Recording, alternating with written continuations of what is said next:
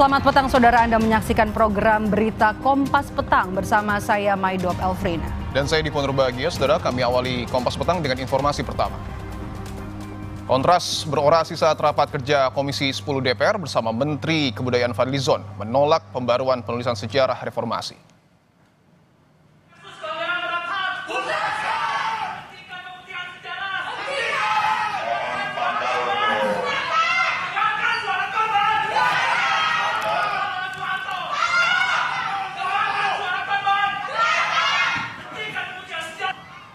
Orasi ini dilakukan Lembaga Swadaya Masyarakat Kontras di atas balkon ruang rapat Komisi 10 DPR. Kontras membentangkan spanduk yang meminta pengusutan pelanggaran HAM 1998 dan menolak pemberian gelar pahlawan untuk Presiden Soeharto. Orasi ini dilakukan saat Menteri Kebudayaan Fadlizon sedang rapat kerja bersama Komisi 10 DPR. Jadi hanya kebutuhan dasar terkait dengan belanja pegawai dan belanja operasional. Hentikan pemutihan sejarah. Dengarkan suara korban. Dengarkan suara korban. Soeharto. Dengarkan suara korban.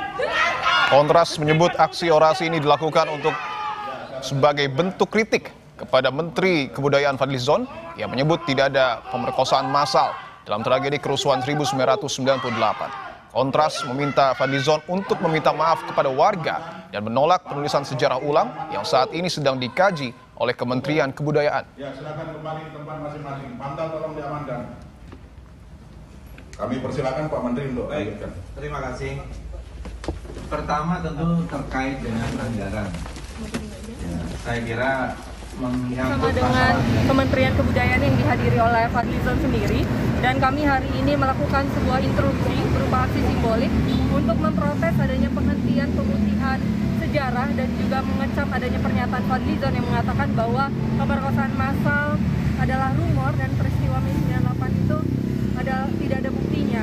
Dan kami hadir untuk mengecam serta memberikan teguran kepada Fadlizon itu sendiri untuk kemudian meminta maaf kepada publik dan juga mengakui kesalahannya, dan lebih parah lagi kita meminta untuk adanya penyelesaian kasus dari pelanggaran berat HAM itu sendiri dan juga penghentian penulisan ulang sejarah, termasuk juga menolak gelar pahlawan Soeharto yang hari ini juga kita ketahui ya bahwa Fadlizon merangkap menjadi Ketua Dewan Gelar Tanda Jasa dan Tanda Kehormatan.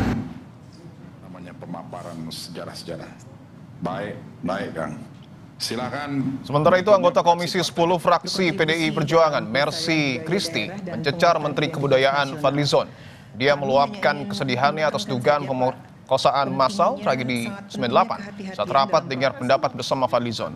Saat sesi tanya jawab, Mercy bilang punya 3 dokumen resmi terkait kasus ini, yang salah satunya adalah dokumen dari Tim Gabungan Pencari Fakta TGPF. Sementara ungkapan kesedihan Mercy direspon permintaan maaf dari Menteri Kebudayaan Fadlizon. Mendengar kritikan dari para akademisi, tuntutan inklusivitas agar mohon bisa didengarkan dan diberikan ruang kita untuk bisa sendiri kenapa begitu berat menerima ini. Ini kalau saya bicara ini kita sakit Pak. Saya termasuk bagian juga yang ikut mendata itu testimoni sangat menyakitkan. Kita bawa itu testimoni dalam desingan peluru. Aduh, Bapak bicara dari tadi itu saya itu menahan, sangat menahan. Dan bukan cuma kasus kekerasan 98. Bapak bilang TSM, Bapak bilang tidak terima yang massal. Pak, kebetulan sebagian besar itu satu etnis. Ini kita tidak ingin membuka sejarah kelam itu. Satu etnis. Kalau dia sporadik, bisa siapa saja. Satu etnis, Pak. Banyak cerita Pak. Bu. Satu kasus saja sudah banyak. Lebih dari satu saya kasus sependapat. itu. Duh, Masing tanyakan ya, dan Mas. Sebentar dulu. Korbannya 52. Kalau saya minta maaf.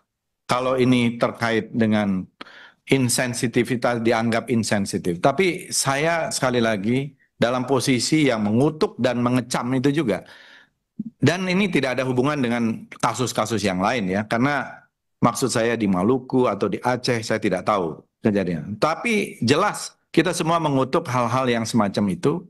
dan mengecam segala macam kekerasan terhadap perempuan, itu saya kira dalam posisi yang sama sekali tidak berbeda dalam soal hal itu. Nah, cuma secara spesifik tadi, kalau ada sedikit perbedaan pendapat terkait dengan diksi itu, yang menurut saya itu pendapat pribadi, ya, yang mungkin kita bisa dokumentasikan secara lebih teliti lagi ke depan. Ini adalah hal-hal yang mungkin bagian dari ya perbedaan-perbedaan data atau pendapat yang perlu kita lebih akurat lagi ke depan untuk mendatanya. Saya kira tidak ada maksud-maksud lain dan tidak ada kepentingan sebenarnya dalam hal ini untuk mereduksi kalau itu sudah menjadi sebuah kenyataan-kenyataan, apalagi ada dukungan dengan hukum. Dan memang orang-orang perpetrator ini, orang-orang pelaku yang semacam itu sampai sekarang pun saya kira harusnya bisa dihukum. Kita ke berita lainnya, Saudara. Ratusan pengemudi truk melakukan unjuk rasa di Jalan Medan Merdeka Selatan, Jakarta Pusat. Mereka meminta kejelasan aturan nol kelebihan muatan dan dimensi atau zero over dimension overload ke pemerintah. Aksi dilakukan di 2 lokasi, yakni di Kementerian Perhubungan dan Gedung DPR RI dengan pengamanan ketat dari aparat kepolisian. Demo ini diikuti sekitar 500 sopir truk yang tergabung dalam berbagai organisasi. Mereka menilai kebijakan pemerintah soal larangan kendaraan kelebihan muatan dinilai terburu-buru dan berdampak luas bagi sopir angkutan barang.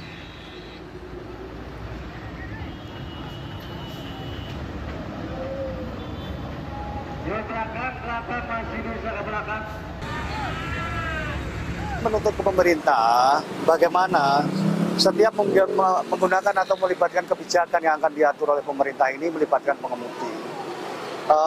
Hari ini adalah bentuk kekecewaan kami kepada pemerintah, di mana kami berharap ada satu lembaga ataupun satu keinginan pengemudi yang bisa tersampaikan tanpa harus melakukan ini.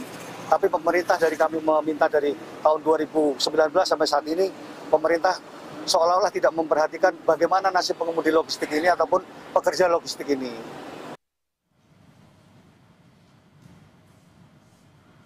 Puluhan truk terparkir berderet mulai dari sekitar Patung Kuda, Jalan Medan Merdeka Barat hingga seberang Balai Kota Jakarta.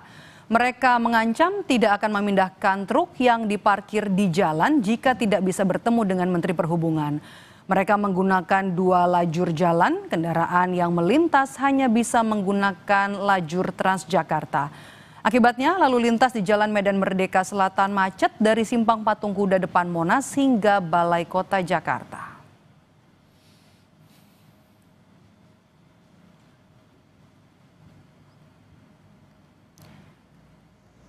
Direktur Jenderal Perhubungan Darat Kementerian Perhubungan Aan Suhanan menerima dan juga berdiskusi dengan perwakilan sopir truk dari gabungan organisasi Indonesia yang melakukan unjuk rasa. Aan menyebut pihaknya siap menerima masukan dari pengemudi terkait kebijakan larangan kendaraan kelebihan muatan. Menurutnya kebijakan ini tetap akan dijalankan karena salah satu tujuannya adalah memberi perlindungan kepada pengemudi. Jadi dengan rencana aksi yang kita buat, justru pemilik barang, pengusaha transportasi, pengemudi, itu masuk dalam program kita ya, Bu ya, dalam masuk program kita. Artinya ke depan ini semua ada perlindungan, ya, ada komitmen bersama antara pengemudi, pemilik barang dan pemilik angkutan barang tersebut. Jadi dengan rencana aksi yang kita buat. Apakah unjuk rasa sopir truk masih berlangsung hingga petang ini dan apa saja tuntutan mereka? Sudah bergabung jurnalis Kompas TV Benediktus Aditya dan juga juru kamera Yogi Syarevi. Selamat petang. Bene, apa saja detail dari tuntutan para sopir ini? Ya, Maidop, memang kalau dilihat dari kondisi ataupun situasi pada sore hari ini, memang ini para supir truk dan juga kendaraannya memang sudah membubarkan diri sejak tadi pukul 14.30 waktu Indonesia Barat, begitu ya. Setelah tadi memang sudah bertemu dengan pihak dari Kementerian Perhubungan, dalam hal ini memang Dirjen Perhubungan Darat Aan Suhanan yang berkomunikasi dengan beberapa perwakilan supir truk yang tadi juga sempat masuk ke kantor Kementerian Perhubungan. Apa saja poin yang dibicarakan? Memang terkait dengan kebijakan zero odol, zero odol maksud kami, atau over dimension, overload begitu ya, yang rencananya memang akan diterapkan pada tahun 2026 mendatang, di mana memang para supir truk ini sendiri memang bukan menentang kebijakan odol, justru malah mendukung, tapi para supir truk ini memang poin utamanya adalah tentang melibatkan secara komprehensif para supir truk ini, karena memang kekhawatiran dari para supir truk tadi yang disampaikan adalah jika tidak melibatkan para supir truk, nantinya yang dikhawatirkan adalah kebijakan zero odol ini hanya akan dijadikan supir truk menjadi objek dari aturan ini begitu ya Medok, sehingga memang tadi yang ditekankan adalah keterlibatan para supir truk untuk nantinya perancangan terhadap kebijakan zero odol yang akan diterapkan lebih lanjut lagi. Dan tadi memang kalau dari hasil pembicaraan juga supir truk ini merasa kecewa begitu ya atas beberapa statement dari pemerintah sebelumnya yang menyatakan bahwa beberapa jalan memang ini rusak karena aktivitas truk-truk odol. Jadi sehingga memang ini para supir truk merasa dirinya sebagai objek kesalahan. Itu sementara laporan kami. Bene, juga tadi kan ada pertemuan ya dengan Kementerian Perhubungan. Apa saja yang dibahas? Apa saja hasilnya, Bene? Ya, Medo, memang kalau untuk hasil tadi memang sebenarnya para supir truk sendiri memang menginginkan untuk bertemu dengan Menteri Perhubungan Budi Purwagandi dan juga Menko Infrastruktur dan Pembangunan Kewilayahan Agus Harimurti Yudhoyono. Namun pada hari ini memang para supir truk ini belum bisa atau belum berkesempatan untuk menemui Menteri Perhubungan ataupun Menko Infrastruktur begitu ya.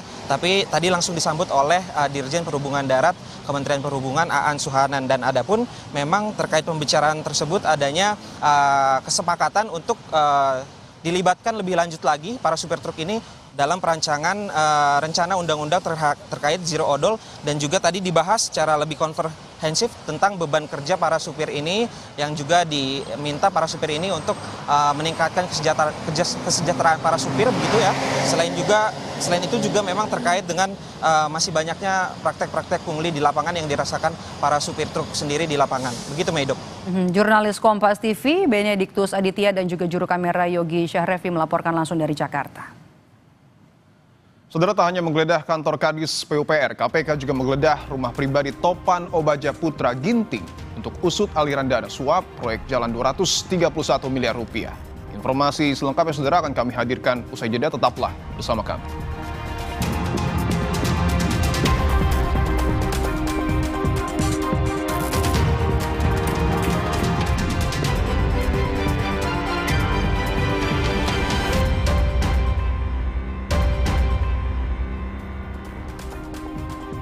Kompas Petang kami lanjutkan dengan informasi penyidik Komisi Pemberantasan Korupsi KPK menggeledah rumah pribadi Kepala Dinas PUPR Sumatera Utara Topan Obaja Putra Ginting, tersangka kasus korupsi pembangunan jalan di Perumahan Royal Kota Medan, Sumatera Utara, Rabu pagi. Penggeledahan rumah pribadi Topan Ginting oleh KPK dijaga ketat polisi sejak di gerbang perumahan. Namun setelah 2 jam menunggu di depan klaster, jurnalis diizinkan masuk ke area rumah pribadi Topan Ginting setelah mendapatkan izin dari pengelola kompleks. Diketahui saudara, Topan merupakan salah seorang yang memiliki kedekatan dengan Gubernur Sumatera Utara Bobi Nasution.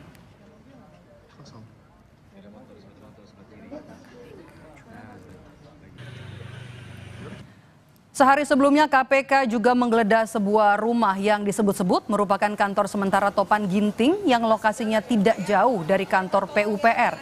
Informasi lain ada pula yang menyebut rumah ini merupakan rumah dinas atau rumah jabatan tersangka Topan Ginting.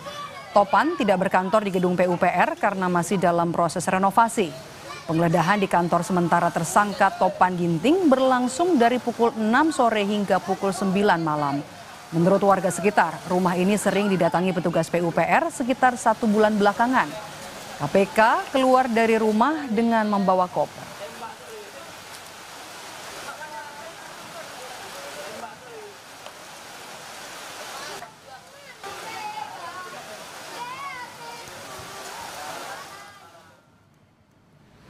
Selasa kemarin, saudara, KPK kembali menggeledah kantor PUPR Sumatera Utara. Penggeledahan terkait dugaan korupsi proyek pembangunan jalan yang menyeret Kadis PUPR Topan Ginting. Sekitar pukul 1 Selasa siang, penyidik KPK mendatangi kantor PUPR. Selama penggeledahan, kantor Topan Ginting dijaga polisi.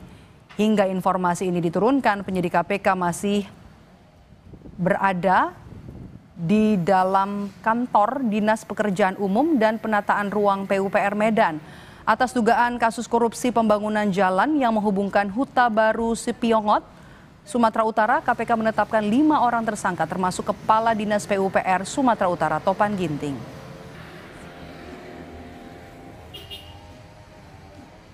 Salah satu yang dibawa dari jajaran Pemkot Medan.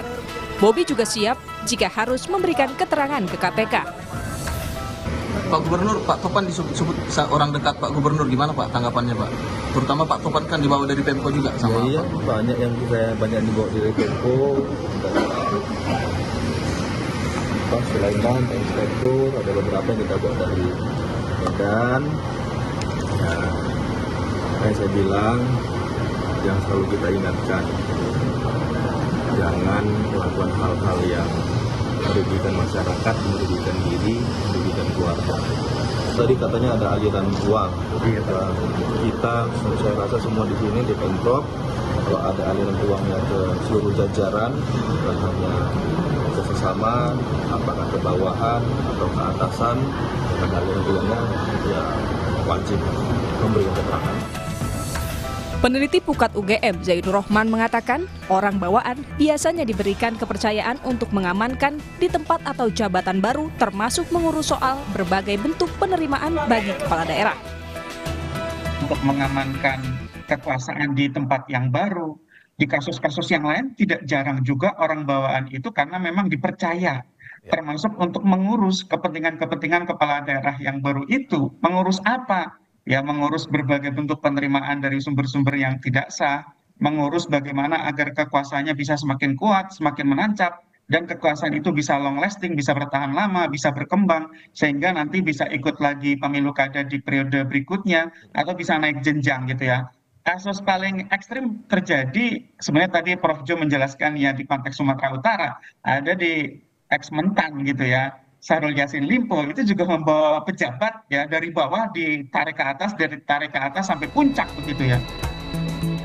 Di samping memiliki kedekatan antara tersangka Topan Ginting dengan Gubernur Sumatera Utara Bobi Nasution, mantan Wakil Ketua KPK Laude M. Syarif menjelaskan, meminta keterangan Bobi Nasution penting karena perlu menjelaskan soal pengambilan keputusan dalam proyek.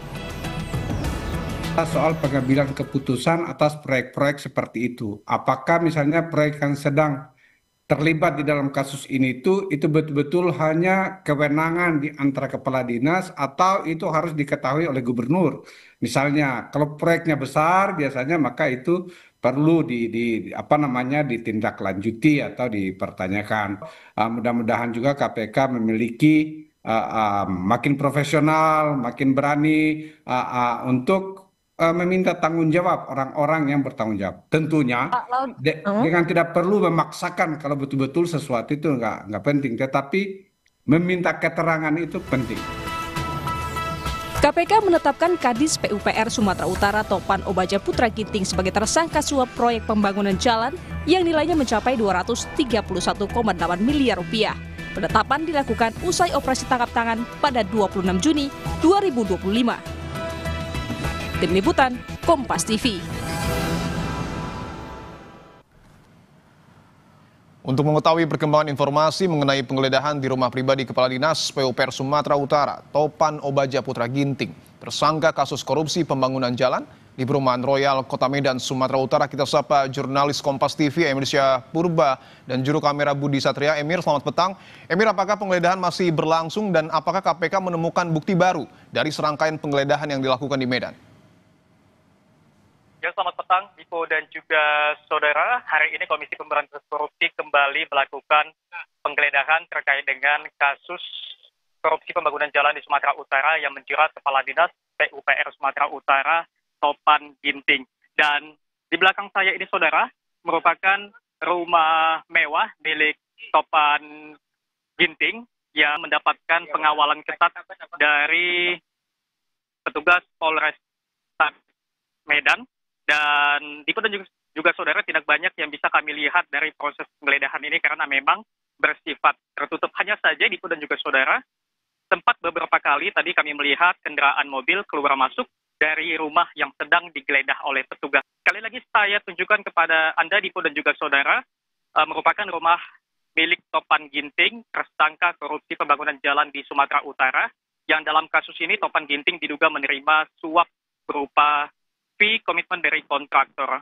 Dan rumah 2 lantai ini, saudara, terletak di perumahan yang dikenal cukup mewah di kota Medan. Sementara itu, Dipo dan juga saudara, jika kita melihat harta kekayaan milik Topan, Kadis PUPR Sumatera Utara yang kini menjadi tersangka kasus korupsi pembangunan jalan di Sumatera Utara, Topan memiliki kekayaan mencapai 4.991.948.201 rupiah, dan jumlah ini, saudara, merupakan harta kekayaan pada saat Topan Ginting menjabat sebagai Kepala Dinas SDA BMBK Kota Medan. Adapun Dipo dan juga saudara, jika kita rincikan, harta kekayaan tersebut meliputi 4 bidang tanah dan bangunan senilai 2.065 juta rupiah. Kemudian ada 2 mobil Toyota Innova dan juga Toyota Land Cruiser senilai 580 juta rupiah. Kemudian ada harta bergerak lain senilai 86.580.000 rupiah, dan juga kas dan setara kas senilai 2.260.368.201 rupiah. Dan Dipo dan juga saudara, sebelumnya juga petugas KPK melakukan penggeledahan di 2 tempat di Kota Medan pada Selasa atau semalam, bertempat di kantor PUPR Kota Medan di Jalan Sakti Lubis, dan penggeledahan kedua terletak di sebuah rumah di Jalan Busi yang diduga merupakan kantor sementara dari Kepala Dinas PUPR Sumatera Utara Topan Ginting yang saat ini menjadi tersangka dari kasus korupsi pembangunan jalan di Sumatera Utara. Dipo. Baik, jurnalis Kompas TV Emri Syahpurba dan Budi Satria, terima kasih atas laporan Anda. Selamat bertugas kembali. Tetaplah bersama kami di Kompas Petang, saudara. Usai jeda kami kembali dengan informasi merasa surat usulan pemakzulan Wapres Gibran tak kunjung direspons DPR. Forum Purnawirawan TNI dan masyarakat sipil menggelar pernyataan sikap. Informasinya sesaat lagi.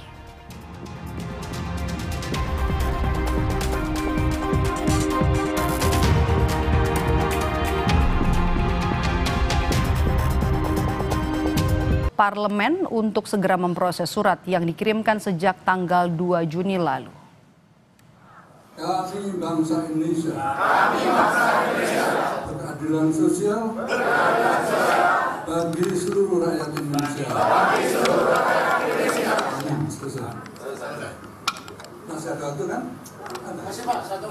Konferensi pers yang digelar sejumlah jenderal purnawirawan TNI Rabu siang tadi secara khusus menyampaikan rasa kekecewaan mereka terhadap parlemen karena belum adanya perkembangan dari surat pemakzulan Wakil Presiden Gibran Rakabuming Raka yang sudah diterima Setjen DPR MPR sejak 2 Juni lalu. Purnawirawan mengaku siap pengabaian parlemen atas surat mereka itu akan disikapi serius dengan mendatangi langsung gedung parlemen. Setiap perbuatan yang TNI mantan TNI harus atas dasar kebenaran profesi. Jadi atas dasar doktrin yang ditanamkan sejak kita masuk, maka kita sekarang ini mencoba untuk melakukan penyelamatan bangsa dan negara. Nah, kalau sudah kita dekati dengan cara yang sopan, tapi ternyata diabaikan, nggak ada langkah lagi kecuali kita ambil secara paksa.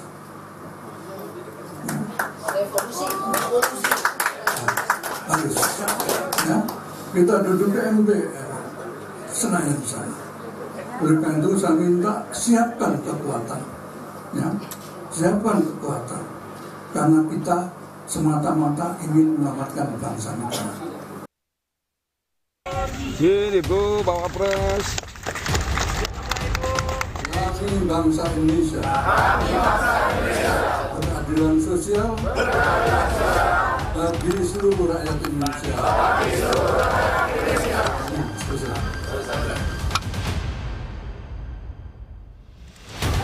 Genap 1 bulan sejak surat usulan pemakzulan Wapres Gibran Rakabuming dilayangkan ke DPR dan MPR, sampai saat ini belum ada kejelasan Jadi tidaknya DPR MPR memproses kelanjutan surat yang ditandatangani 4 Jenderal Purnawirawan TNI itu. Terbaru, Ketua DPR Puan Maharani mengaku dirinya belum melihat surat pemakzulan Gibran. Namun, politisi PDI Perjuangan itu berjanji dirinya akan berkoordinasi dengan Sekretariat Jenderal MPR maupun DPD untuk memutuskan kelanjutan surat usulan pemakzulan Gibran. Surat belum kita terima karena baru hari Selasa dibuka masa sidangnya, masih banyak surat yang menumpuk. Kita lihat dulu bagaimana dan seperti apa, dan apakah MPR dan DPD sudah menerima. Saya belum berkoordinasi dengan Kesekjenan, belum berkoordinasi dengan Kesekjenan MPR dan DPD. Senada dengan Puan, Wakil Ketua MPR fraksi PAN Edi Suparno juga mengaku masih menunggu hasil kajian Sekretariat Jenderal MPR mengenai surat kiriman Forum Purnawirawan TNI tersebut. Karenanya MPR belum bisa memastikan soal kelanjutan surat tersebut. Kami juga sudah menerima surat itu, tentu kita sedang menunggu hasil kajian dari Sekretariat Jenderal MPR tentang tindak lanjut atau permasalahan yang memang menyangkut surat tersebut. Sebelumnya, sang ayah yang juga Presiden ke-7 Jokowi pernah menekankan soal pemakzulan yang ditujukan kepada putra sulungnya itu. Meski ia mengaku tak sakit hati dengan dorongan pemakzulan Gibran, Jokowi tekankan jika Pilpres di Indonesia bersifat satu paket. Itu dinamika demokrasi kita, biasa saja. Nggak sakit hati gitu Pak?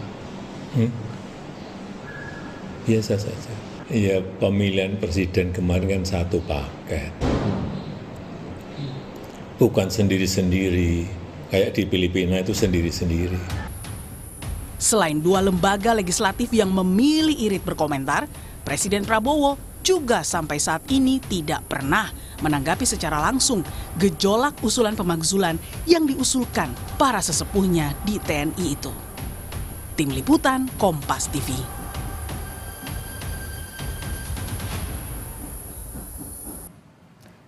Saudara, hingga kini DPR MPR belum memproses surat usulan pemakzulan Wapres Gibran Rakabuming Raka yang sudah sebulan lalu dikirimkan oleh Forum Purnawirawan TNI. Hingga akhirnya para mantan jenderal pun menggelar pernyataan sikap atas jalan di tempatnya surat pemakzulan tersebut.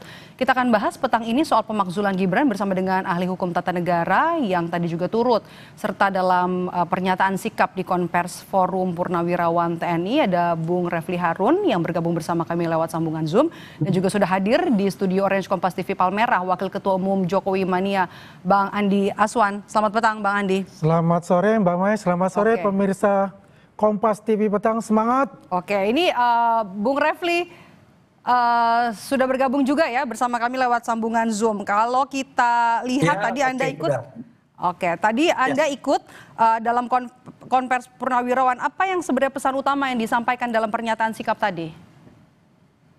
Ya, kan yang bicara banyak ya. Ada dari Purnawirawan, ada dari tokoh masyarakat. Saya kebetulan diundang, makanya saya datang. Intinya mereka mempertanyakan kok surat mereka tidak atau belum ditanggapi seperti itu. Itu administratif, tapi secara substantif mengemukakan hal-hal yang terkait dengan soal eligibilitas, kenapa seorang Gibran Rakabuming Raka harus dimakzulkan. Jadi ini bukan hanya soal prosedur tapi juga substansinya, begitu. Bukan hanya prosedur tapi juga substansi. Tapi kalau kita mendengar jawaban dari 2 pimpinan lembaga baik Puan Maharani ataupun juga Edi Suparno dari MPR, kemudian mereka belum membaca surat tersebut. Kemudian Puan juga tadi sempat bilang surat masih menumpuk. Kalau Edi Suparno juga tadi sempat bilang masih akan menunggu sikap dari Kesekjenan. Anda membacanya seperti apa? Apakah ini hanya untuk menghindari atau sebenarnya yang tidak kita lihat ada perbincangan antara 2 lembaga ini? Iya, sebenarnya kan kalau kita bicara mengenai pemakzulan Gibran, kita lepas dari soal prosedur dan substansi yang saya katakan tadi ya, walaupun belum saya elaborasikan. Kan ini sangat bergantung kepada konstelasi politik, kemauan politik para elit sesungguhnya. Jadi kalau misalnya surat disampaikan kepada DPR, itu kan lebih pada karena prosedur ketatanegaranya seperti itu. Kalau surat disampaikan kepada MPR karena ujungnya nanti di MPR, ujungnya ya, bukan di depan. Tetapi jangan lupa bahwa yang namanya pemberhentian atau pergantian seorang presiden dan wakil presiden itu bisa dengan 2 pintu paling tidak. 1 pintu pemakzulan atau pemberhentian, kedua pintu pengunduran diri. Dan pengunduran diri itu bisa karena eskalasi juga seperti yang terjadi pada Presiden Soeharto Mei 1998 kan. Sehingga intinya adalah kalau saya baca dari purnawirawan itu, ya mereka menganggap bahwa Gibran tidak layak memimpin Indonesia, 1. Dan selain itu juga ada pelanggaran-pelanggaran yang bisa dianggap memenuhi artikel of impeachment sebagaimana diatur dalam pasal 7A Undang-Undang Dasar 1945. Antara lain perbuatan tercela antara lain. Misalnya Fufu-Fafa itu dianggap Roy Suryo tadi hadir juga, dia yakin 99,9% itu adalah milik Gibran Rakabuming Raka dan Gibran tidak mengakui sampai sekarang. Maka tadi saya juga sampaikan sesungguhnya dia melakukan kesalahan pertama adalah kebohongan publik ketika menjabat sebagai wakil presiden tidak mengakui akun Fufu-Fafa. Kedua, sebelum dilantik ya kontennya sangat bermasalah akun itu. Itu satu contoh ya. Contoh lainnya ada yang menyebutkan soal dugaan korupsi, soal kemampuan untuk menjadi seorang pemimpin ya, syarat jasmani dan rohani. Ada juga yang mengatakan soal putusan MK tapi tidak terkait lagi dengan proses pemilu tetapi terkait ada dugaan itu yang termasuk dalam poin-poinnya ya, Bung Refli. Tanggapannya, ya, poin-poin yang mengemuka dalam press conference tadi ya. Oke.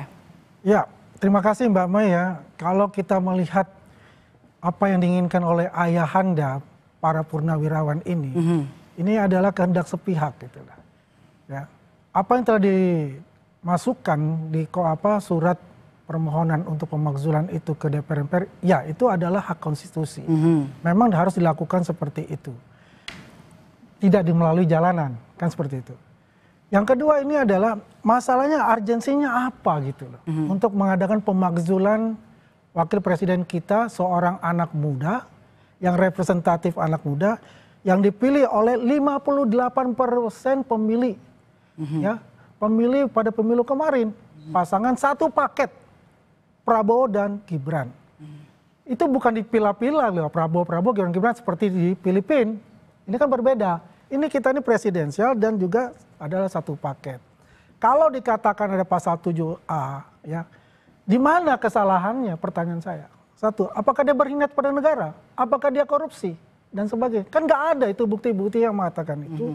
Dan tidak ada putusan pengadilan yang mengatakan itu. Ya, ini kan berkaitan yang masalah adalah MK nomor 90 itu sudah selesai untuk bicara itu, ya kan? Kemudian apalagi sih yang dicari-cari gitu loh, ya? Kalau sudah ini tidak memberikan contoh yang baik kepada para politikus muda, kepada anak-anak muda Indonesia. Ini yang hadir semua kalau saya lihat itu adalah ya kaum 24% sama kaum 16%, lawan politik kepada kemarin kontestasi. Ini permasalahan bukan murni dari keinginan para purnawirawan. Karena purnawirawan itu kan ada PPAD, PPAL, dan PPAU. Ya, kalau purnawirawan ini kan nggak jelas di mana induknya itu. Ya, itu hak sah-sah saja secara konstitusi mengusulkan pemakzulan itu nanti kan memang diproses oleh DPR dan MPR. Ya, dan kalau kita lihat dari struktur ya. Katakanlah di situ ada Kim Plus dan ada PDIP. Kim Plus itu 470 kursi. PDIP 110 kursi. 470 artinya 3/4 pada saat rapat paripurna itu harus hadir. Dan 22/3 pemilih itu mengatakan iya. Kalau tidak di antara 23 itu selesai ini barang gitu loh. Oke.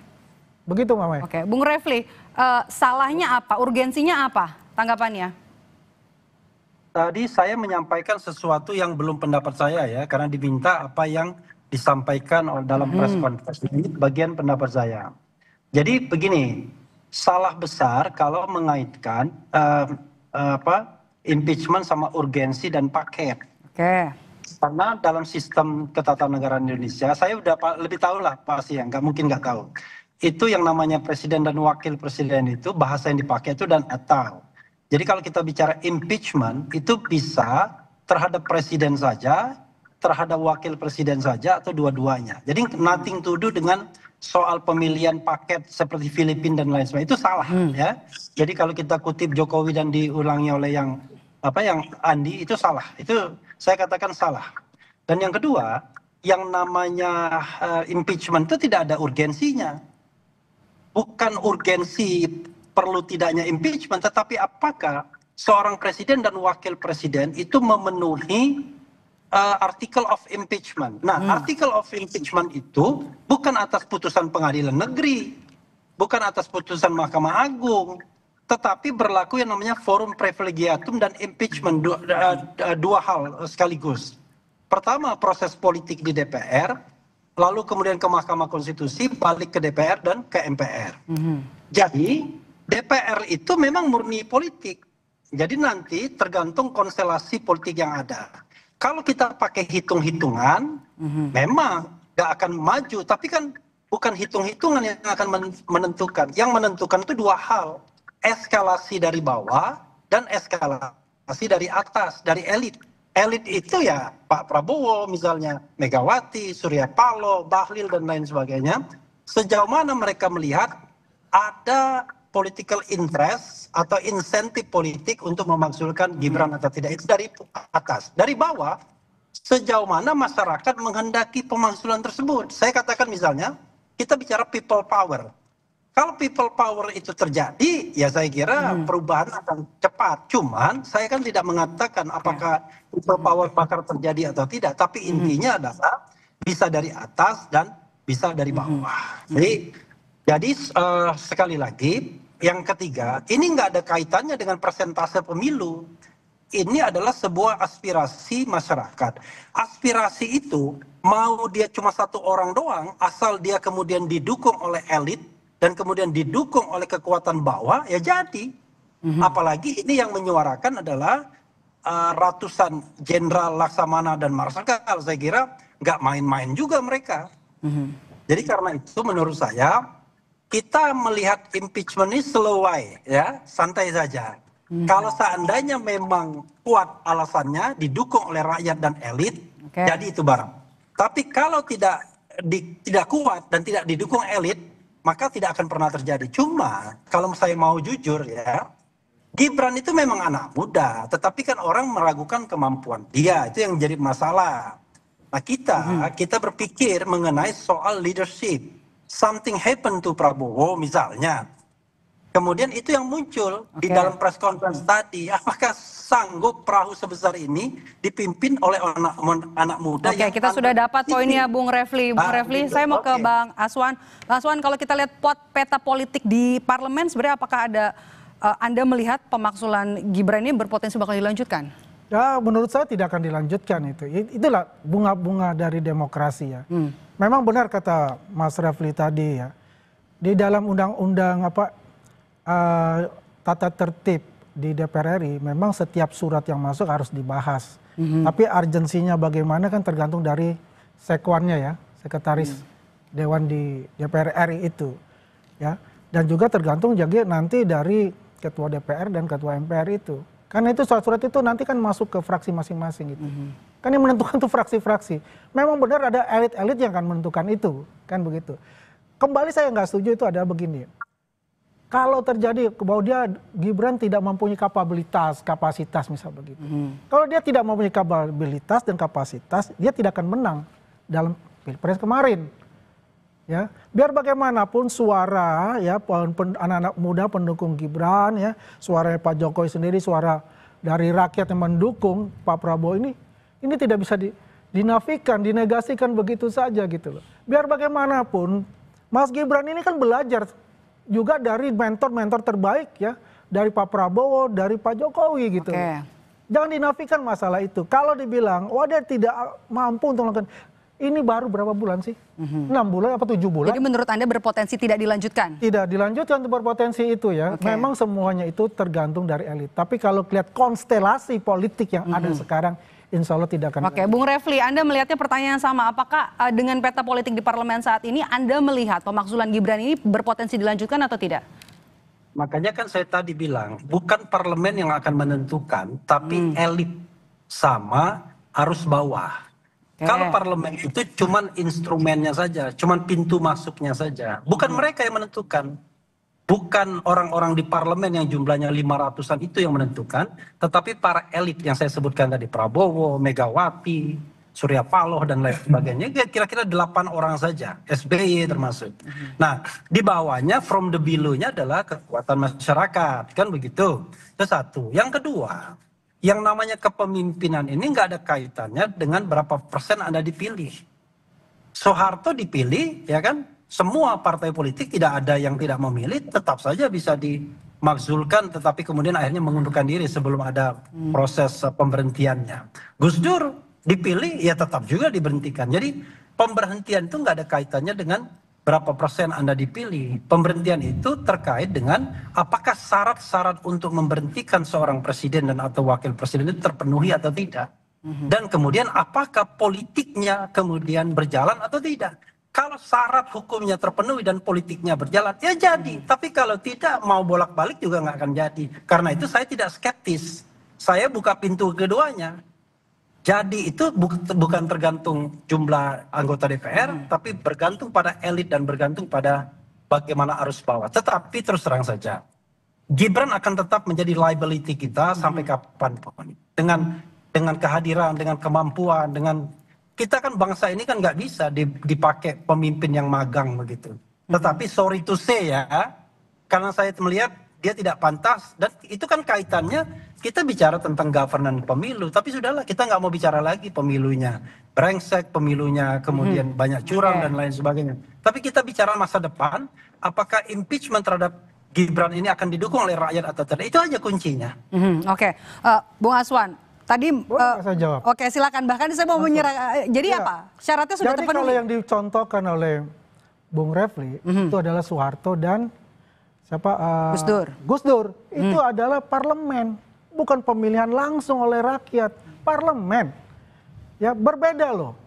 Ya apa yang dikatakan Bung Refli dengan contoh yang diberikan pada saat sekarang. Ini dipilih langsung oleh rakyat loh. Kalau dikatakan dari elit, ya saya setuju. Kalau dikatakan dari masyarakat bahwa ini ada penggerak nih, mau makar istilahnya, ya kan? Ya wajar lah kalau saya melihat Bung Refli dan teman-teman yang tadi hadir itu adalah yang oposan semua, ya kan? Di situ juga dikatakan ada namanya Bung Roy Suryo yang bermasalah ini sekarang, yang mestinya dia harus ke PMJ, kenapa ke sana gitu loh? Kan pertanyaannya begitu. Dia udah mengatakan 11.000 triliun, saya akan siap hadir di PMJ, loh. Hari ini nggak ada malah ke sana, ke sebelah. Ya kan? Ini kan pertanyaan yang buat saya ini nggak masuk akal buat saya. Oke, respons Anda, Bung Refli. Saya? Halo? Iya. Iya, jadi ini salah lagi. Jadi yang namanya impeachment itu memang urusannya parlemen secara prosedur. Mau dulu atau sekarang. Nggak ada kaitannya dengan proses pemilihannya. Cuman bedanya adalah prosedurnya agak berbeda. Kalau dulu pemberhentian presiden hanya MPR saja, sekarang pemberhentian presiden melibatkan DPR, MK, dan kemudian MPR. Jadi nggak ada kaitannya bahwa Anda dipilih langsung kemudian tidak boleh di-impeach.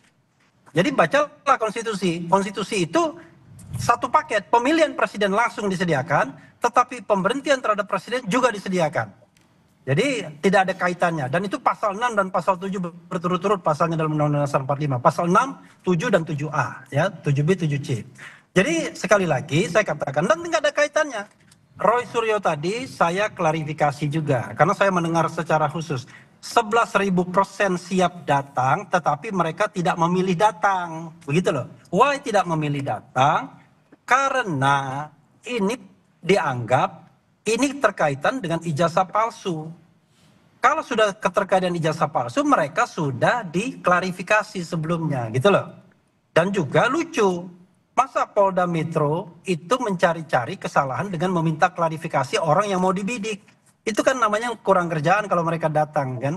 Begitu. Kalau mereka mau ditersangkakan, mereka ada daya paksa 2 kali tidak hadir, 3 kali baru bisa dipaksa. Baik. Gitu loh. Baik, terima kasih. Suratnya juga sudah masuk dari Purnawirawan TNI ke DPR dan juga MPR. Kita lihat kelanjutannya seperti apa, pembahasannya apa di 2 lembaga ini. Terima kasih sudah bergabung bersama kami, Bung Refli Harun, Bung Andi Azam sudah bergabung bersama kami di Kompas Petang. Terima kasih, sehat selalu. Usai jeda saudara, kami kembali dengan informasi penyidik Kejaksaan Agung menggeledah kantor dan rumah Direktur Utama Sritex Iwan Kurniawan Lukminto di Jawa Tengah selama 2 hari.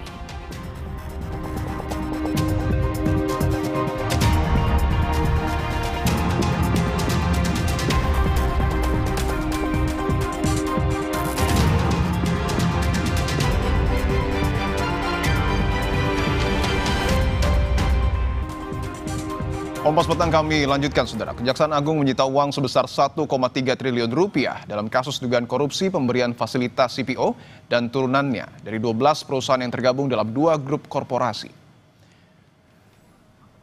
Direktur Penuntutan Jampitsus Kejagung, Sutikno, menjelaskan uang sitaan menjadi bagian tak terpisahkan dari memori kasasi yang akan diajukan Kejagung agar uang dapat dikompensasikan untuk membayar kerugian negara yang ditimbulkan akibat perbuatan korupsi yang dilakukan korporasi. Sebelumnya dalam kasus dugaan korupsi pemberian fasilitas CPO dan turunannya pada industri kelapa sawit 2022, masih ada 2 grup korporasi yang melakukan proses penyetoran uang titipan pengganti kerugian negara.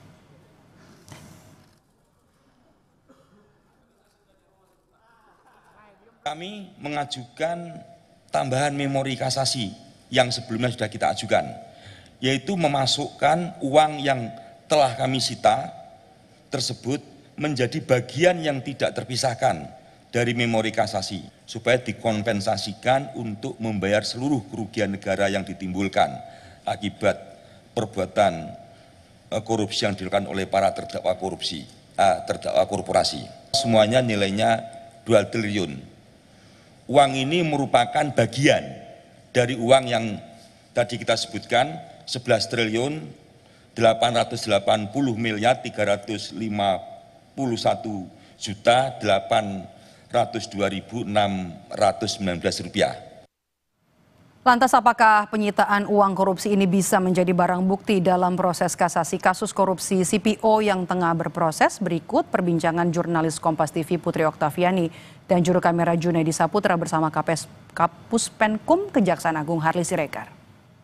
Kejaksaan Agung baru saja melakukan konferensi pers terkait dengan penyitaan uang hasil tindak pidana korupsi pemberian fasilitas CPO dan turunannya. Sebelumnya, dalam kasus pemberian fasilitas ekspor CPO ini, saudara, setelah Wilmar Group, Kejagung meminta Musimas Group dan juga Permata Hijau menyerahkan kerugian negara. Ada sekitar 1,3 triliun rupiah yang diekspos hari ini. Dan untuk lebih lengkap kita akan tanyakan ke Kapus Penkum Kejagung, Harli Siregar. Pak Harli, ini ada 1,3 triliun. Ini dari berapa perusahaan sih, Pak? Sebelumnya perlu kami sampaikan bahwa ini merupakan lanjutan dari apa yang sudah pernah kita rilis terkait dengan upaya pengembalian kerugian keuangan negara 11,8 triliun ya dari satu grup perusahaan, dan ini sebesar 1,374 triliun ini berasal dari 2 korporasi ya, 2 grup korporasi ya, dari Musimas dan juga Permata Hijau ya, berproses di pengadilan, sekarang masih dalam tahap kasasi, maka dan itu belum berkekuatan hukum tetap ya, makanya tindakan dari penuntut umum melakukan penyitaan terhadap upaya pengembalian ini ya, dan dititipkan di rekening penampung lainnya, dan tentu ini akan dijadikan sebagai bukti dalam memori maupun tambahan memori kasasi penuntut umum untuk dipertimbangkan kiranya Majelis Mahkamah Agung terkait dengan status dari uang ini. Nah, Pak, ini 1,3 dari 2 korporasi, ini sudah semuanya kah atau bagaimana, Pak? Kalau kita lihat dari kerugian keuangan negara yang ditimbulkan dari perkara ini kan sekitar 17 triliun lebih ya. Nah, kemarin sudah dikembalikan 11,8 triliun. Nah, setidaknya hitungan kasarnya mungkin masih ada 5,8 triliun ya. Dan hari ini ada pengembalian 1,374 triliun, berarti kisarannya masih ada 4 triliun lebih yang masih belum dikembalikan. Saya kira begitu. Terima kasih Pak Harli Siregar, Kapus Penkum Kejagung. Nah itu tadi saudara perbincangan kami dengan Kapus Penkum Kejagung, yakni Bapak Harli Siregar, bahwa memang hari ini baru saja selesai begitu dilakukan ekspos terkait dengan uang hasil tindak pidana korupsi pemberian fasilitas CPO dan turunannya ini sebesar 1 triliun lebih, atau tepatnya 1.372.835.735.527 rupiah 46 sen maksud kami. Dan dalam perkara CPO korporasi ini saudara telah divonis onslak atau bukan suatu tindak pidana oleh Hakim PN Tipikor Jakarta Pusat. Namun Kejagung sudah melakukan atau mengajukan kasasi, dan untuk kasus korupsi di CPO ini untuk Permata Hijau dan Musimas tentu kita akan menunggu nanti bagaimana proses kasasi, termasuk tadi terkait dengan uang sekitar 1,3 triliun ini nantinya akan ditambahkan atau dimasukkan ke dalam memori kasasi. Putri Oktaviani, Junedi Saputra, Kompas TV, Jakarta. Saudara, penyidik Kejaksaan Agung menggeledah kantor dan rumah Direktur Utama Sritex Iwan Kurniawan Lukminto di Jawa Tengah selama 2 hari. Penggeledahan ini dilakukan untuk mendalami kasus dugaan korupsi pemberian kredit dari sejumlah bank daerah dan bank pemerintah kepada Sritex.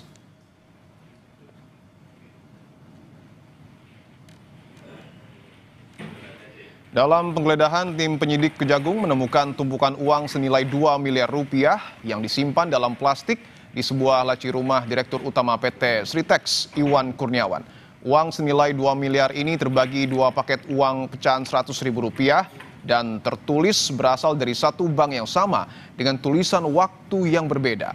Selain rumah Direktur Utama PT Sritex, Kejaksaan Agung juga menggeledah Sritex di kawasan Karanganyar, Sukoharjo, dan Surakarta.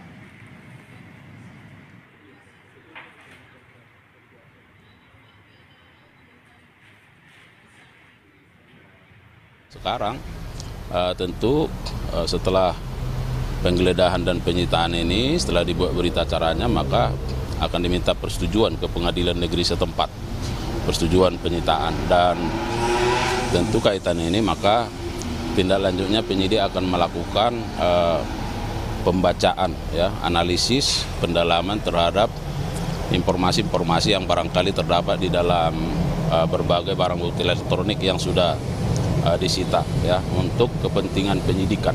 Nah, itu untuk kepentingan penyidikan. Sementara itu, saudara, hari ini tim penyidik Kejaksaan Agung kembali menggeledah aset milik PT Sritex di kawasan Purwosari, Solo, Jawa Tengah. Penyidik berada di dalam gedung selama 4 jam dan mengambil sejumlah dokumen. Penyidik Kejaksaan segera meninggalkan lokasi menggunakan 3 unit mobil setelah kegiatan selesai.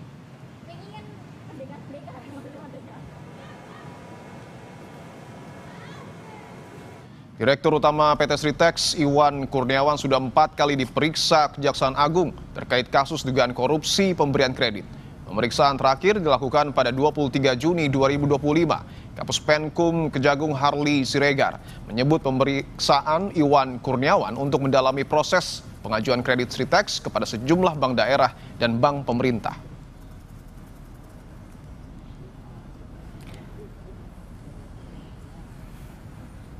Lebih lengkap terkait penggeledahan rumah Dirut Sritex, kantor dan terbaru salah satu aset milik PT Sritex di Jawa Tengah. Kita terhubung dengan jurnalis Kompas TV Widi Nugroho di Solo, Jawa Tengah. Widi, selamat petang. Apa temuan Kejagung dari penggeledahan siang ini dan apakah penggeledahan di Solo ini terkait dengan penyitaan uang senilai 2 miliar rupiah di rumah Dirut Sritex?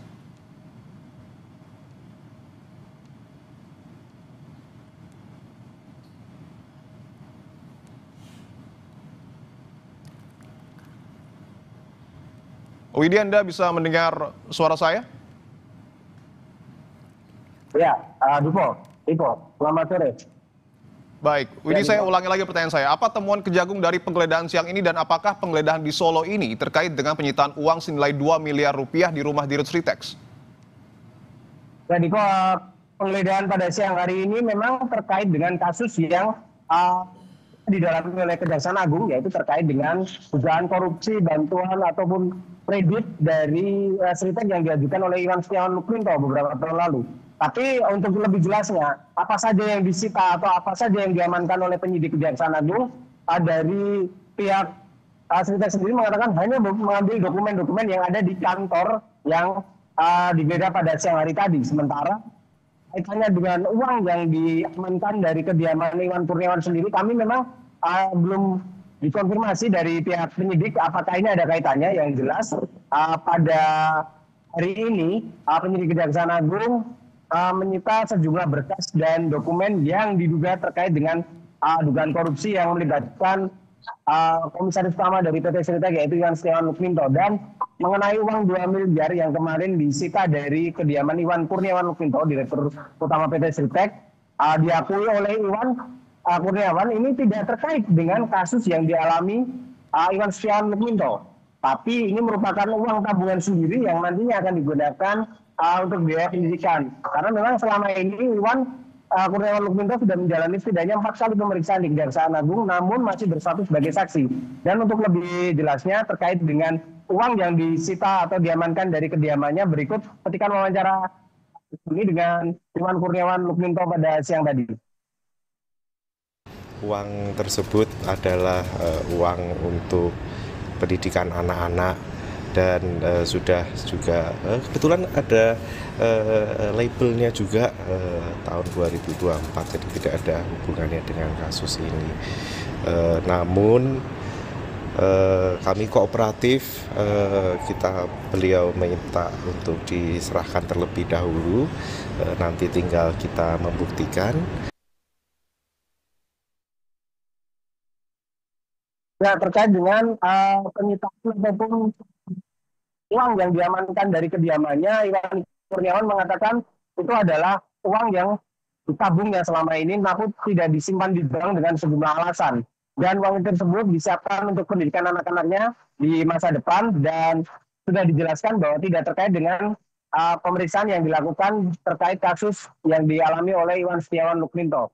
Dan penyidik Kejaksaan Agung sendiri juga sudah melakukan beberapa kali pemeriksaan dan penggeledahan di beberapa titik di wilayah Solo Raya, terutama di kantor PT Sritek, kemudian aset-aset yang lain. Dan sampai saat ini pun Iwan Kurniawan Lukminto, walaupun tidak lagi duduk sebagai Direktur Utama PT Sritek, namun masih memegang peranan penting di sejumlah perusahaan, anak perusahaan dari PT Sritek yang tidak terkait dengan kasus korupsi ataupun tidak terkait dengan filing yang dijatuhkan oleh pengadilan beberapa waktu lalu. Dan hingga saat ini kami masih terus memantau pergerakan ataupun perkembangan lagi terkait dengan kasus dugaan korupsi di PT Sritek ini. Dipo. Baik, jurnalis Kompas TV Widi Nugroho, terima kasih atas laporan Anda. Selamat bertugas kembali. Tetaplah bersama kami di Kompas Petang. Sesaat lagi kami kembali dengan informasi Kepala Bidang Perlindungan Jemaah atau Kabid Linjam PPIH Arab Saudi, Harun Ar-Rasyid, menyebut masih ada 3 jemaah haji Indonesia yang berstatus hilang. PPIH Arab Saudi terus mencari ketiganya hingga hari ini.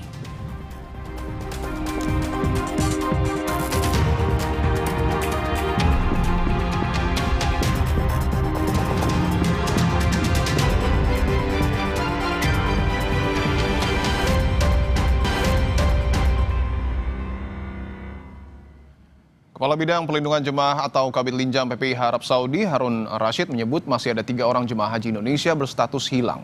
PPIH Arab Saudi terus mencari ketiganya hingga hari ini.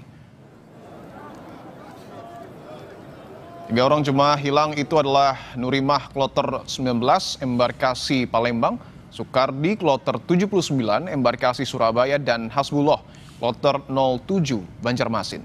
Ketiga jemaah itu hilang dalam waktu yang berbeda. Nurimah berusia 80 tahun terpisah dari rombongan pada 28 Mei lalu. Sukardi berusia 67 tahun terpisah dari rombongannya sejak 29 Mei lalu. Dan Hasbullah lansia berusia 73 tahun dilaporkan hilang pada 17 Juni lalu. Ketiganya saudara diketahui memiliki riwayat demensia. Sampai saat ini proses pencarian jamaah kita yang masih belum kembali ke kloternya masih kita lakukan. Dan update yang melaporkan ke kami ada 3 orang jamaah yang belum kembali ke kloternya. Kami terus lakukan pencarian. Kami bentuk 2 tim pencarian, tim A dan tim B, serta berkoordinasi dengan pihak syarikah. Sebagaimana laporan yang masuk ke kami dari putrinya yang masih berada di Madinah sekarang, sudah berangkat ya, bahwa bapaknya ini memiliki riwayat demensia. Ya sudah dilakukan ke segala arah, tapi ternyata sampai rumah sakit sudah dikunjungi, sampai sekarang belum ada, bapak saya belum ketemu. Khoridatul Hidayah masih terus berharap dapat kabar baik soal keberadaan ayahnya, Sukardi, yang hilang saat melaksanakan ibadah haji. Ia menceritakan pertama kali mendapat kabar sang ayah hilang pada tanggal 29 Mei saat sang ayah meninggalkan hotel di Mekah tanpa ada kabar. Sukardi adalah jemaah haji asal Kabupaten Malang, Jawa Timur. Jadi saya langsung ke Gus Fairuz, saya juga bertanya-tanya ini ada apa. Saya tanya Gus Fairuz gimana kabar bapak saya. Gus Fairuz telepon dan mengabarkan bahwa bapak saya hilang di tanggal 29 waktu subuh waktu Indonesia Saudi. Jadi di Kamis subuh beliaunya sudah dinyatakan meninggalkan hotel tanpa ada kabar. Ketika teman-temannya semua ke masjid, beliaunya masih stay di hotel. Ternyata setelah teman-temannya pulang dari masjid, beliaunya sudah tidak ada. Tak hanya Sukardi, satu orang jemaah haji kloter 19 embarkasi Palembang yaitu Nurima yang sebelumnya dikabarkan menghilang hingga saat ini juga belum ditemukan. PPIH Sumatera Selatan pun sudah mengabari pihak keluarga sejak awal hilang dan menunggu kabar dari keberadaan Nurima. Jadi betul, jadi ada satu jemaah haji di embarkasi Palembang itu yang terpisah dari rombongannya ya, terpisah dari kloter 19 itu Ibu Nurima Mentajim ya dari Patar Alam itu terpisah itu sekitar tanggal 28 Mei yang lalu gitu kan, dan kemudian sampai saat ini masih belum diketemukan dan belum bergabung dengan kloternya. Hingga saat ini ada 3 jemaah haji yang dilaporkan hilang dalam waktu yang berbeda, yaitu Nurima berusia 80 tahun terpisah dari rombongan pada tanggal 28 Mei lalu. Lalu Sukardi berusia 67 tahun yang terpisah dari rombongannya sejak tanggal 29 Mei lalu. Lalu ada Hasbullah, lansia berusia 73 tahun yang dilaporkan hilang sejak tanggal 17 Juni lalu. Ketiganya pun diketahui memiliki riwayat demensia. Tim Liputan Kompas TV.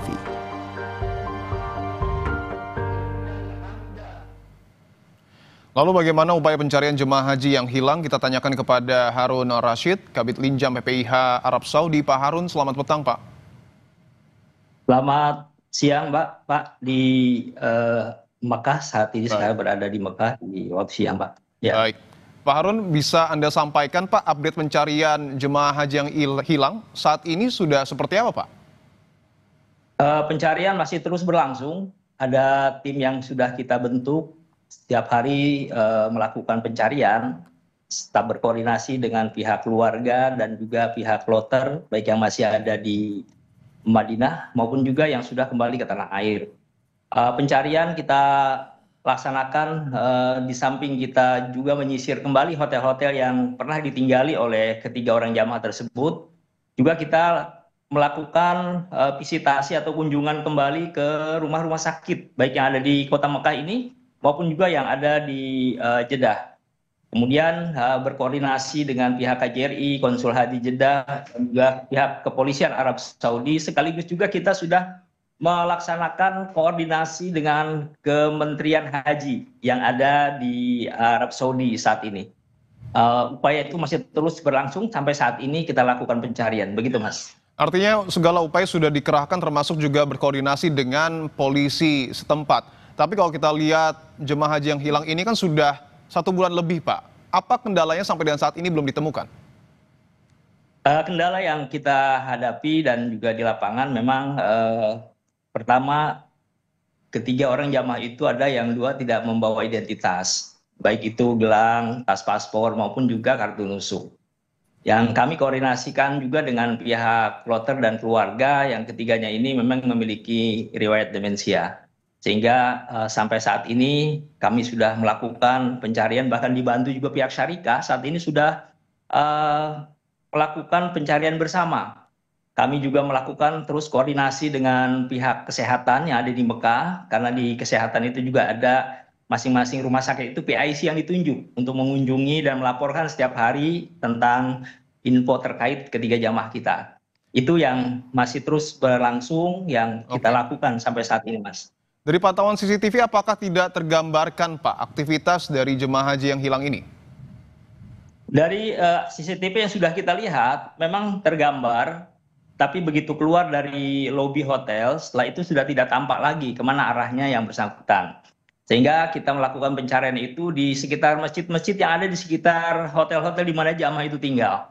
Namun sampai saat ini memang belum menemukan titik terang, oleh karena itu kami mohon doa dan tentunya support dari seluruh, ya terutama dari masyarakat Indonesia dan juga pada keluarga jamaah yang ada di Tanah Suci maupun yang sudah kembali. Semoga dalam waktu dekat kita bisa diberikan oleh Allah kemudahan untuk bisa menemukan ketiga jamaah kita tersebut. Amin, amin ya robbal alamin, tentu itu yang kita harapkan. Pak Harun, saya ingin konfirmasi lagi, apakah betul ketiga jemaah haji yang hilang ini juga riwayat kesehatannya mengalami demensia, Pak? Betul, sebagaimana yang sudah kami terima laporan dari ketua rombongan maupun juga dari kloter yang menyampaikan kepada kami bahwa yang bersangkutan ini memang sudah beberapa kali terlepas dari rombongan. Bahkan pihak sektor yang sudah kami kunjungi juga melaporkan bahwa jamaah yang kita cari ini salah satunya beberapa kali sudah terlepas lalu diantarkan dan beberapa kali terlepas diantarkan. Nah, kebetulan saat terlepasnya ini waktu dini hari. Jadi kebetulan tidak ada yang memantau sehingga keluar dengan sendirinya itu tidak ada yang melihat. Demikian. Tidak ada yang memantau ya Pak ya, tapi apakah ketika seorang jemaah haji itu memiliki riwayat kesehatan demensia, tidakkah ada pengawasan khusus yang diberikan kepada jemaah kita? Pengawasan ada yang sudah diberikan juga, ada di sini juga kita membuat strategi-strategi untuk bisa memantau tersebut. Di samping itu kita juga memberikan pendampingan kepada jamaah yang ada di kloter itu. Jadi setiap ada yang lansia dan juga jamaah kita yang memiliki riwayat demensia itu, ini kita berikan pendampingan dari keluarganya maupun juga dari pihak kloter yang menjadi tanggung jawab di situ. Nah, kebetulan saat beliaunya ini keluar, itu kebetulan pada pukul 3 dini hari. Jadi kesempatan seluruh orang masih istirahat, yang bersangkutan keluar tanpa menginformasikan kepada teman-teman yang di kamar itu. Baik, tentu kita sama-sama berdoa agar jemaah haji yang hilang ini dapat segera ketemu ya Pak ya, dan kembali berkumpul bersama dengan keluarga. Kepala Bidang Perlindungan Jemaah PPIH dari Arab Saudi, Pak Harun Ar-Rasyid, terima kasih atas waktunya Pak. Amin, terima kasih banyak. Selamat. Saudara, seorang kurir pengantar pesanan bayar di tempat atau cash on delivery dianiaya pembeli yang meminta uangnya dikembalikan karena menganggap barangnya tidak sesuai. Sang kurir telah melaporkan dugaan penganiayaan itu ke polisi.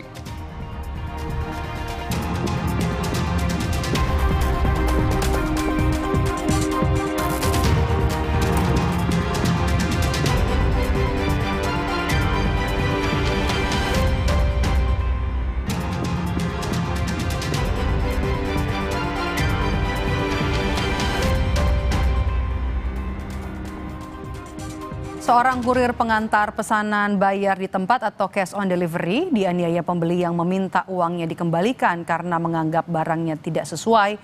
Sang kurir telah melaporkan dugaan penganiayaan itu ke polisi. Mas! Bapak, lihat ke saya, Kibot. Kami sengaja tidak menayangkan utuh visual ini karena mengandung unsur kekerasan. Pelaku menganiaya korban dan merampas uangnya karena kecewa. Ponsel yang diterimanya palsu. Pelaku meminta kurir bertanggung jawab. Korban sudah menjelaskan prosedur pengembalian barang di aplikasi belanja online. Namun pelaku tidak mau sehingga menganiaya korban. Akibatnya korban mengaku sakit di bagian leher.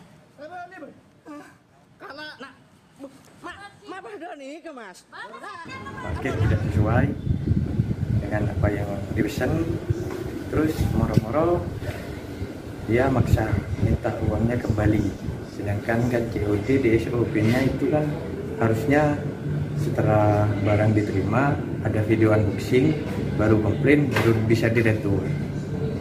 Nah, sedangkan di situ saya kan mau jelasin bagaimana caranya untuk mengembalikan barang tersebut. Dia gak mau menerima penjelasan dari saya, Mas. Sementara itu korban sudah melaporkan kasus ini ke polisi dan menyerahkan barang bukti. Salah satunya adalah video saat kejadian. Kasih-Humas Polres Pamekasan AKP Sri Sugiarto membenarkan kejadian itu dan saat ini kasus penganiayaan terhadap kurir dalam proses penyelidikan.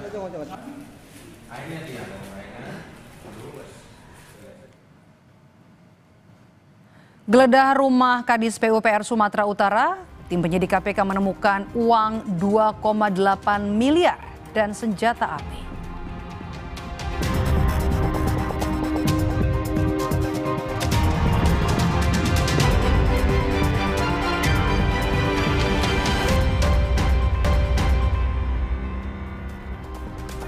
Saudara, penyidik KPK menggeledah rumah Kepala Dinas PUPR Sumatera Utara Topan Ginting untuk mendalami kasus dugaan korupsi proyek jalan.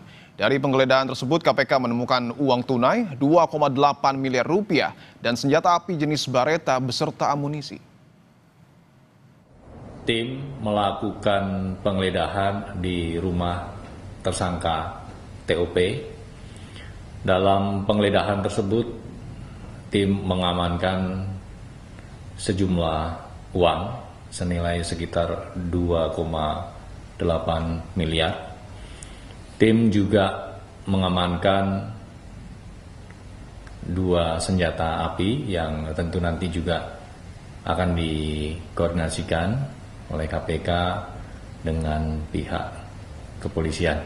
Yang pertama, pistol Beretta ya, dengan amunisi 7 butir, dan jenis kedua senapan angin dengan jumlah amunisi airgun pellets sejumlah 2 pak. Kami tutup Kompas Petang hari ini, saudara. Saya Maido Pelfrina. Dan saya Dipon Rubagia. Terima kasih. Sampai jumpa.